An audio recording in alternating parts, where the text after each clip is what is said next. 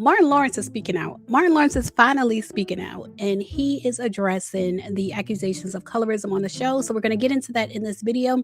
But first, if you're watching, if you haven't yet subscribed to this channel, I don't know what you're waiting for, because this is my 10th year here on YouTube. It's our 10th year anniversary. So make sure you subscribe, click the thumbs up button, click the bell, hype me up, do all those YouTube things.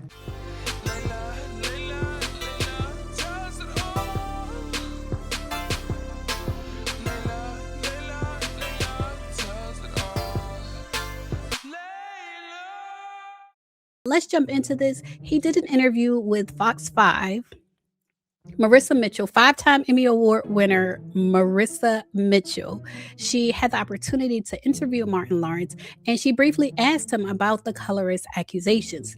Now, before we get into what he said, just leave a comment and tell me, what do you think he said? If you created a show with such an impact and someone asks you something negative about it, a negative impact that it might have had, like, what do y'all think he's going to say? Leave a comment and let's go ahead and get into what he said. Have that concern, or what do you make of that whole back and forth? No, I never had that concern, because I knew they were jokes, and that's the way Black people. That's the way we joke. We go hard, and and yeah, Black people make colorist jokes. Me and Teyana were just having a lot of fun, and we were just keeping it real, and I was just keeping it real. And so that's why we got a lot of laughs out of it. So, she has a right to have her own opinion and everything, but there was no malice intent. Did you ever? And so let's talk about that last part. It was no malice intent. So colorism, it does end up, regardless of intent, some things it's more about impact.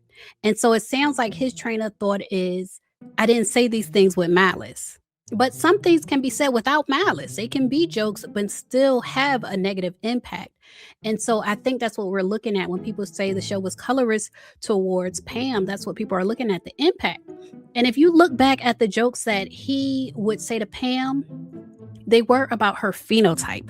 I don't know if he ever necessarily commented on her color per se, like her skin color, but it was about her overall phenotype, like especially her hair. Y'all remember the BDB jokes, the BDB jokes, and also about her wearing a weave, which her and Gina both wore weaves. I don't remember him making jokes about Gina's weave, but in any case, he joked about her hair.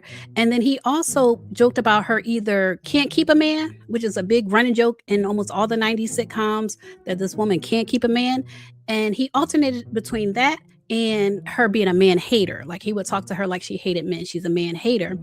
And then he also would make comments comparing her to an animal.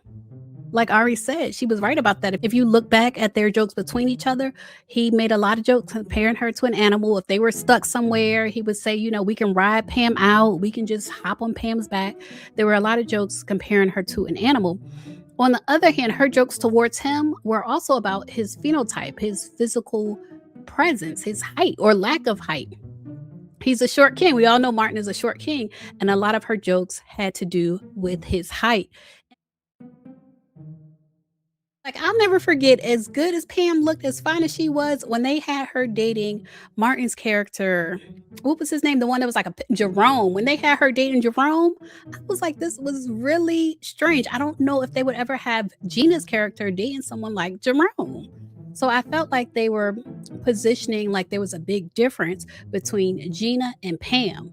And then when Teyana Arnold did her interview with Deon Cole, his podcast, and she said that character Pam was originally written as like an overweight Black woman, it kind of made sense. Like that character was going to get picked on regarding her phenotype any way you take it. It was supposed to be Gina is the pretty one and Pam is not. That's what it was supposed to be. But it just so happened that when Teyana Arnold took on the role, she is attractive. She is a pretty woman now and then.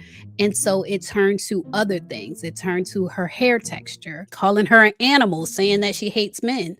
They changed it up. But I do feel like there was an impact, regardless if that was the intent or not. That's my opinion. Y'all leave a comment. Let me know your opinion. And while we're talking about stereotypes and other things that affect Black women, I also want to talk about Teyana Taylor being criticized for her character that she won the Golden Globe for. People are saying her character was overly sexualized, it was a Jezebel, and that's all some people want to see on TV, and that's why she won the Golden Globe for it. And she did respond to that criticism. Shout out to Spiritual World. They have the update from Vanity Fair for Tiana's response as well as the criticism. People were saying about how Black people win awards for roles that are almost exclusively stereotypes. We see that happen a lot.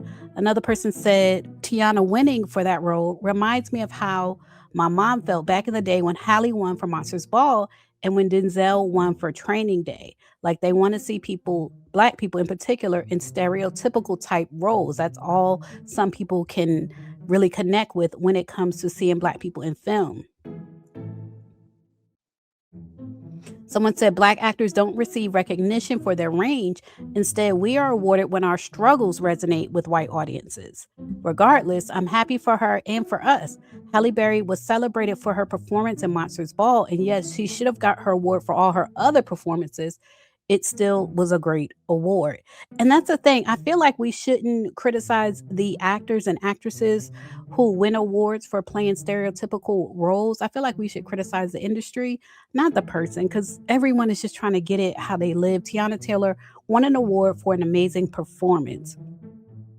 And she said the character that she played in that movie, Perfidia, she said the first on screen moment for that character is not sexual at all. It's powerful and intimidating, pointing out that the character is introduced with a pow pow to a man's head. And she expressed confusion over claims that the character is portrayed as hypersexual, asking whether audiences are even watching the same movie. And she said that the character uses sexuality strategically rather than being exploited by it.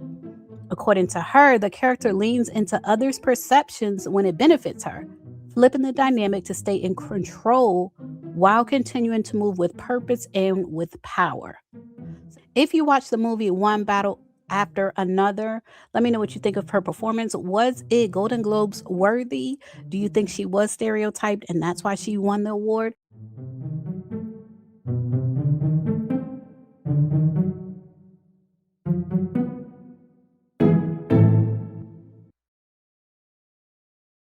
Now, if you made it this far to the end of the video, then I think you like my content. So make sure you subscribe and check out my channel. I have over 1,000 videos on my channel. Check out my playlist and my podcast, and I assure you, you will like more of my content.